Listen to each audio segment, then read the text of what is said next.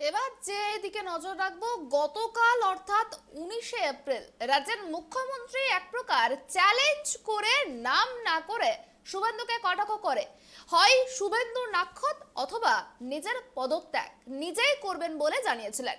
ঠিক কি জানিয়েছিলেন তিনি, দেখুন। ভুই ফোর কিমাকার পাবলিক মিটিংয়ে দাঁড়িয়ে বলছেন তৃণমূল কংগ্রেসে ন্যাশনাল পার্টির স্ট্যাটাস চলে যাওয়ার পর আমি নাকি ওদের যিনি সবচেয়ে বড় নেতা শাহজি, তাকে নাকি আমি 4 বার ফোন করেছি। এটা আপনারা সারাক্ষণ কাল টিভিতে দেখিয়েছেন, আজকে কাগজেও লেখা হয়েছে, কোনো কোনো কাগজেও। আপনারা কি আমার কাছে একবারও ক্রস চেক করেছেন যে সত্যি আমি করেছি কিনা? আমি আবার বলি, আমি তার অপহরণ আমি তার চেয়েছি, পদত্যাগ চেয়েছি, সংবিধানকে চক্রান্ত করে ভাঙবার জন্য, সাংবিধানিক পদটাকে অবিমর্ষ করতায়,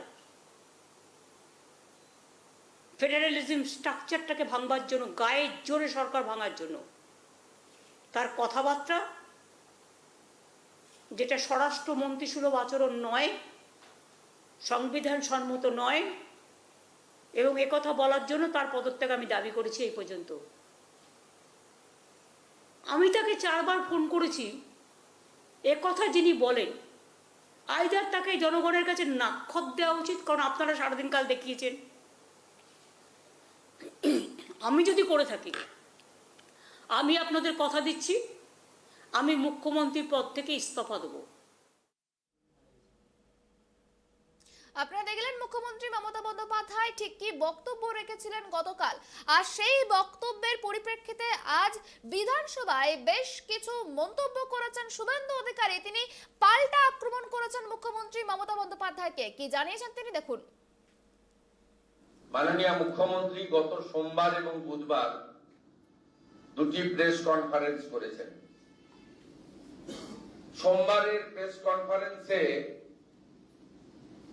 সরাসরি ভারতবর্ষের স্বরাষ্ট্রমন্ত্রী, ভারতীয় জনতা পার্টির সর্বভারতীয় নেতা, প্রাক্তন সভাপতি অল ইন্ডিয়া অমিত শাহজিকে আক্রমণ করেছেন। বলেছেন তিনি সংবিধান ভেঙেছেন, কারণ তিনি বলেছেন যে 35টা আসন পেলে পশ্চিমবঙ্গে নাকি সরকার থাকবে না। মাননীয় মুখ্যমন্ত্রী ওনার বক্তব্য বিকৃত করেছেন। প্রথমত, মাননীয় মুখ্যমন্ত্রীর মতো অমিত শাহজি সরকারি দপ্তরে বসে বা সরকারি অনুষ্ঠানে দাঁড়িয়ে রাজনৈতিক বক্তব্য রাখেননি। অমিত শাহজি এসেছিলেন বীরভূম লোকসভা কেন্দ্রে তার নির্দিষ্ট প্রবাসে, দল থেকে নির্দিষ্ট করে দেওয়া প্রবাস। সেখানে তিনি হাজার হাজার ওই গরমের মধ্যে বীরভূম জেলার প্রান্তিক মানুষদের উপস্থিতিতে তিনি অনেকগুলি কথার মধ্যে বলেছেন যে আপনারা মোদীজিকে গত 2019 সালে 18টা আসন দিয়েছিলেন, এবারে দ্বিগুণ আসন চাই, 35টা আসনের লক্ষ্যমাত্রা আমি নির্দিষ্ট করে গেলাম, তার মধ্যে যেন বীরভূম থাকে। তিনি বলেছেন পশ্চিমবঙ্গের সর্বস্তরে যেভাবে দুর্নীতি হচ্ছে, শাসক দল যুক্ত হয়েছেন, শাসক দলের দুর্নীতির সঙ্গে যুক্ত লোকেরা যেভাবে জেলে যাচ্ছে, যেভাবে পশ্চিমবঙ্গ সরকার অর্থনৈতিকভাবে দেউলিয়া হয়ে গেছে, তাতে 35টা আসন পেলে 2025 পশ্চিমবঙ্গে বিধানসভার ভোট হয়ে যেতে পারে। মমতা বন্দ্যোপাধ্যায়ের কোন নৈতিক অধিকার নেই। তিনি আমি আগের কথা বলবো না, গত 6 মাসে 5 কোটি টাকা খরচ করে সরকারি কোষাগার থেকে প্রশাসনিক সভা বা বিতরণ সভা, সরকারি পরিষেবা বিতরণ সভার নামে তিনি যে সভাগুলো করেছেন, মূলত কলেজে স্কুলের ছাত্রছাত্রীদেরকে ডেকে নিয়ে এসে সবুজ সাথী সাইকেল দেওয়ার নাম করে এসএইচজি গ্রুপের মা বোনেদেরকে ভিডিওদের মাধ্যমে ডেকে নিয়ে এসে তিনি যে সভাগুলো করেছেন প্রত্যেকটা সভাতে তিনি সুকোমলমতি ছাত্রছাত্রীদের বসিয়ে রেখে ভারতীয় জনতা পার্টি, প্রধানমন্ত্রী, কেন্দ্রীয় সরকার আমাদের কথা তো ছেড়ে দেন, ওনার উঠতে বসতে শয়নে স্বপনে সর্বত্রই শুভেন্দু অধিকারী আছে। তার নাম বলতে কষ্ট হয়। তিনি প্রথম দিন বলেছেন সোমবার দিন ডাকুর পরামর্শ চলে। তা ডাকুর পূর্ণাঙ্গ মানে হচ্ছে ডাকাত। আমি মুখ্যমন্ত্রীকে চ্যালেঞ্জ করছি, আপনি গত 2 বছরেরও বেশি সময় ধরে আমার পিছনে আপনার পুরো স্টেট মেশিনারিকে লাগিয়ে রেখেছেন, মিথ্যা মামলা দিয়েছেন। সুপ্রিম কোর্ট, হাইকোর্ট মিলে আপনি 50 কোটি টাকা খরচ করেছেন লয়ারদের পিছনে, প্রমাণ করতে পারেননি। শুধুমাত্র মহামান্য কলকাতা হাইকোর্টের সিঙ্গেল বেঞ্চ নয়, সিঙ্গেল বেঞ্চে রায়ের বিরুদ্ধে আপনি ডিভিশন বেঞ্চে গেছিলেন, হেরেছেন। মোট 6 বার সুপ্রিম কোর্টে গেছেন। 6 বারের মধ্যে 5 বারের মামলাতেই আপনাকে হেরে আসতে হয়েছে, একটি নিষ্পত্তি হয়নি।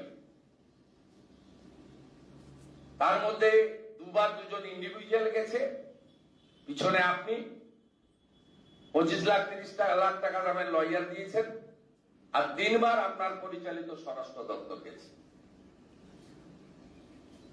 আপনি সোমবার দিন মিটিং এ সাংবাদিক সম্মেলনে বলেছেন অমিত শাহজি ভারতীয় জনতা পার্টির নেতাদের ক্লোজ ডোর মিটিং এ বলে গেছেন রাজ্যে দাঙ্গা লাগাতে হবে। আপনাকে প্রমাণ করতে হবে অমিত শাহজি এই কথা বলে গেছেন। আপনি বলেছেন বিজেপির লোকরা আমাকে বলেছে, আপনাকে এটা প্রমাণ করতে হবে। আমরা ইতিমধ্যে রামনবমীর পরের দিন একটি বহুল প্রচারিত ইলেকট্রনিক্স চ্যানেলে আপনার ফোন ইন এবং 4 এপ্রিল দীঘাতে দেওয়া আপনার উস্কানিমূলক ভাষণ, সেটা নিয়ে আমরা ইতিমধ্যে সুপ্রিম কোর্টে যাওয়ার ব্যবস্থা নিয়েছি। ওই চেয়ারে বসে থেকে এই রাজ্যের সম্প্রীতি নষ্ট করার জন্য যেভাবে আপনি উস্কানিমূলক কথাবার্তা বলেছেন, এর বিরুদ্ধে ব্যবস্থা গ্রহণ করা উচিত। তার জন্য যতদূর যেতে হয় আমরা যাব। ঠিক একইভাবে গতকাল আপনি যার নাম নাকি মুখে আনতে আপনার কষ্ট হয়, কষ্ট তো হবে, আপনি অপরাজেয়, আপনি আনচ্যালেঞ্জ, আপনাকে আমি হারিয়েছি। আপনি আমাকে হারাতে গেছিলেন, নিজে হেরে বাড়ি ফিরেছেন 1956 ভোটে। আপনার অবক্ত যন্ত্রণা থাকবে। আমি আপনাকে চ্যালেঞ্জ করছি, কি ভাষার ছটা! কোন রাজ্যে আমরা বসবাস করি, যে রাজ্য ভাষার মাধুর্যে ভুবন খ্যাত, যে রাজ্য সাহিত্য, শিক্ষা, সংস্কৃতি সর্বক্ষেত্রে পৃথিবীর কাছে সমাদৃত, যে রাজ্য থেকে